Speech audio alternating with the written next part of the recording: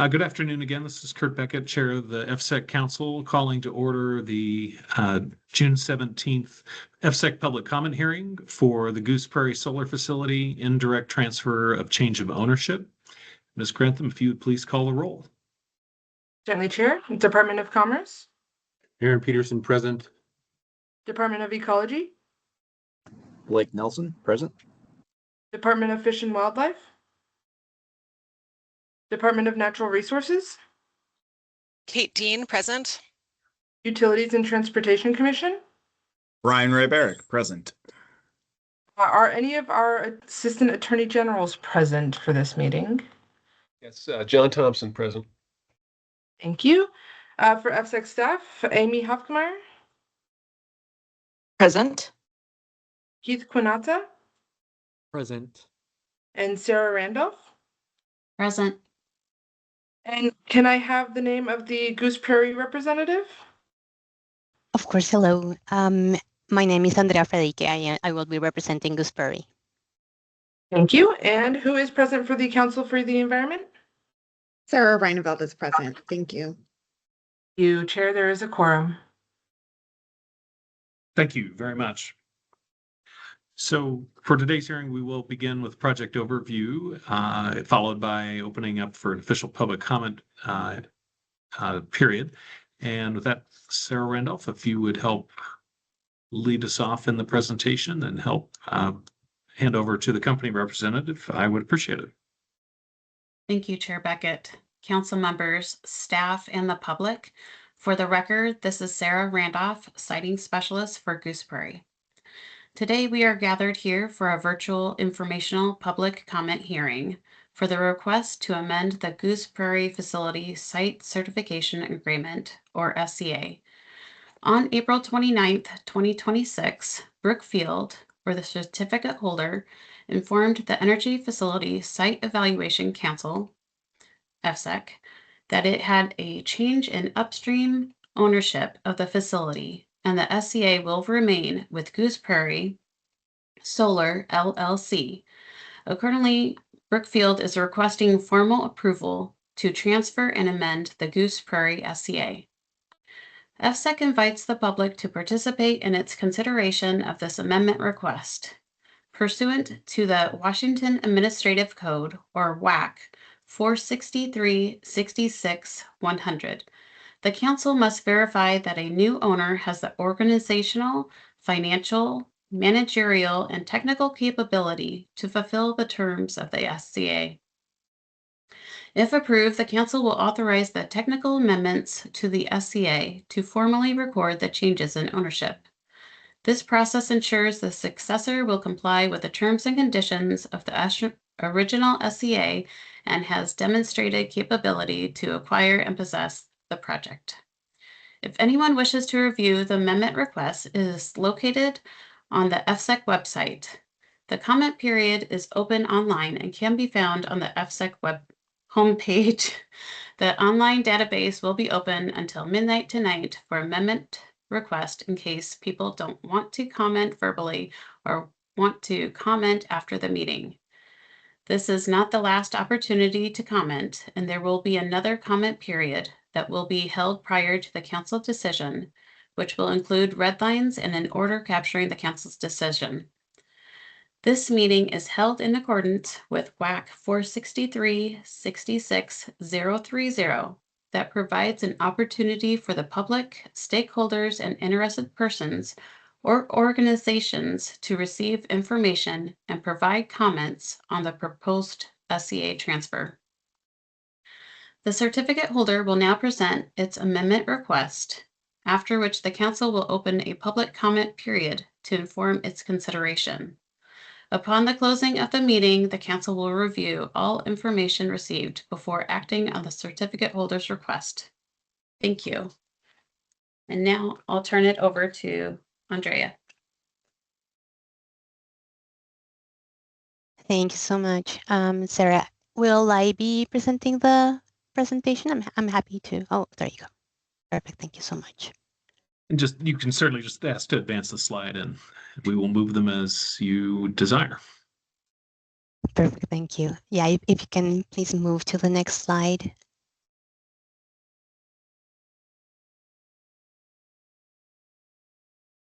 Well, I think that you're not really using the agenda that we prepared originally, Sarah. Would it be okay if I steal your screen? Yeah, you can go ahead. Perfect. Thank you so much. Okay, so just to start with a very brief agenda of what we would want to summarize here, we will be starting with a very brief project history of the SCA, a description of the proposed indirect transfer request, the transaction details, a description of the pre and post ownership structure, and then we will finalize with the practical implications of the transaction, which just as a preview, you'll see that from a practical perspective, the status quo is going to be largely remaining the same. So in terms of history, this is an 80 megawatt solar project that's located in Yakima County. The project is fully authorized under the existing SCA. The solar facility was constructed and has been operational since December 2024. And the SCA includes a battery storage system as option. The proposed indirect transfer request is just we are seeking the approval of an indirect transfer of the SCA holder ownership. On the SCA holder, which is Goose Prairie Solar LLC, as mentioned before, with a couple of additional investors being added as part of the ownership. Per WAC 463-66-100, the indirect transfer requires the council approval, which is what we are seeking after the transaction. It's worth mentioning that the current holder, Goose Prairie Solar LLC, will remain the same and will be the owner of the project, that it will not be changing. And, like the design, the location, the generating capacity, and the operating characteristics of the facility will remain the same as well. In terms of the transaction details, what is going to occur is that post the transaction, an entity named Mustang Yieldco Acquire LLC will be the indirect wholly owner of Goose Prairie Solar LLC, the current holder. The upstream of that entity, Mustang Yieldco Acquirer, is going to be jointly owned by 3 institutional investors, one British Columbia Investments, Norges Bank Investments, and Brookfield Infrastructure Income Fund, Inc.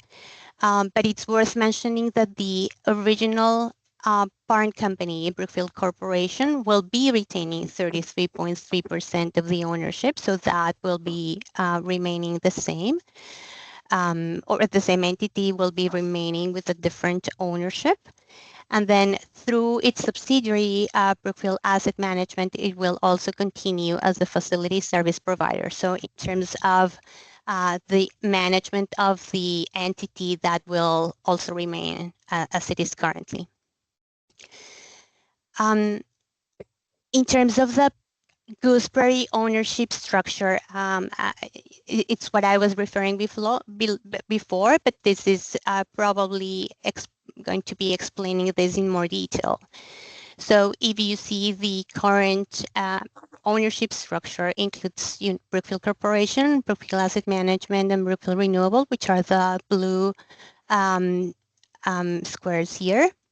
And you'll see that post the ownership structure, that is going to be largely remaining the same, except that post-transaction, that those entities are going to be owning 33%, while British Columbia and Norges Bank will be each owning 33%. In terms of the practical implications, as I mentioned before, there's not going to be a large change because the transaction will not affect the operational, the financial characteristics of the facility. The same operational systems will be remaining the same because it's going to be Brookfield who will be managing the company post-transaction as well. The existing decommissioning letter of credit will also remain the same. It's not going to be replaced because this letter of credit has been provided by the project company, which again is not going to change. The current manager and operator, as I've mentioned, will continue as the service provider.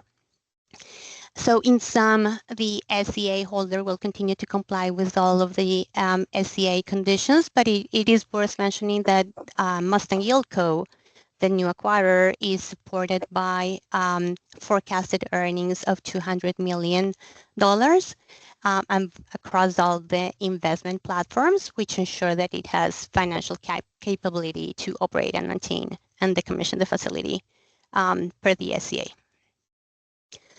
Really quick, before we Of leave course. that slide, can we just go back to that last point? The 200 million in earnings across the investment platform. What is in that sentence? What does investment platform mean?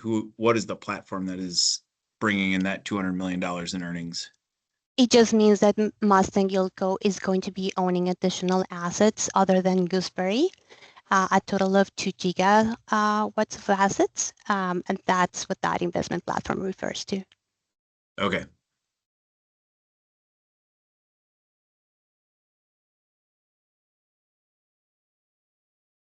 Thank you. I think you can proceed then to your next. Perfect. And, Next and with that, let me know if you have any further questions. All right. Thank you very much for the presentation. Council, are there other questions?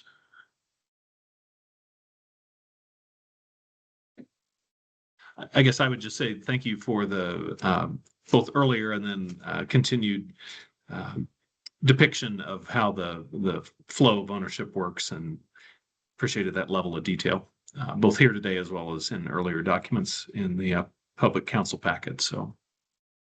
Perfect. Thank you very much. And please let us know if you have any further questions or information that you need. Very well. Then we will move to the public comment portion of our hearing today. And Ms. Grantham, do we have any members of the public who have signed up previously wanting to make comment? We do not at this time. Very well.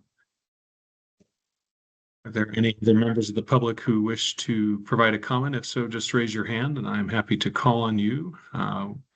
We have 3 minutes available for each commenter.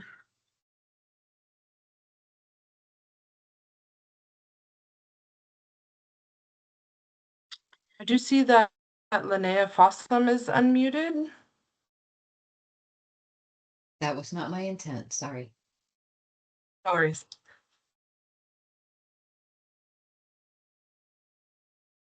Ms. Hofkemeyer, while we're waiting to see if anyone else raises a hand or joins us, but could you repeat the availability of the comment periods for this particular project, similar as to what you did in the prior hearing? Or Ms. Certainly. Randolph, however you prefer. I'm happy to do it. Thank you, Chair. For the record, this is Amy Hofkemeyer, and the red lines are currently posted for people to view, and there is a comment period open right now through midnight tonight in the event that people don't want to comment verbally or want to provide written comment. They can do so through midnight tonight. It's the comment campaign online is open for this meeting because we are in a comment meeting, but not a comment period per se. There will be a comment period. Draft documents will be posted, including the red lines that are already posted, as well as a draft order to capture the council's decision. Those will be posted for a 2-week public comment period. We anticipate opening that June 24th to run for 2 weeks through July 7th, after which the council will have a week to review comments received and make any edits to the draft documents ahead of their decision at the July council meeting. Well, thank you. Ms. Grantham, you might want to double check your screen sharing or someone's screen sharing there. Thank you. Sorry about that. No problem. Thanks again for the summary, Ms. Hofkumar.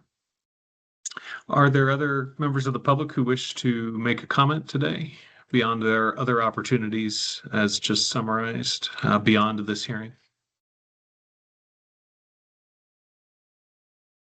Seeing none. Comments, any closing comments from council members? Questions?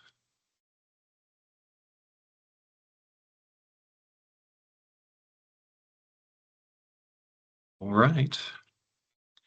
Ms. Grantham, unless you tell me there's a reason to hold the hearing open longer due to an absence of members of the public wishing to make comment, then I would soon close this hearing. I have nothing. Very well. Well, let me again thank both the staff for helping to make all of this work today between the two hearings and the additional briefing in the regular public meeting. My thanks to council members as well for your participation here today. And with that, I will call this hearing to conclusion at 3:51 p.m. and we are adjourned.